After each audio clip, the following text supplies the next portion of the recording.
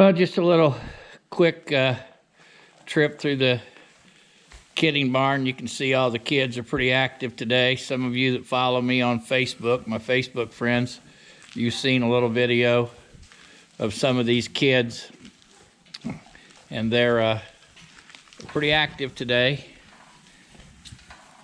Hungry, as you can see, and it's time for me to get these potential wethers dehorned and ready to go to new homes, hopefully the 1st of March or whatever.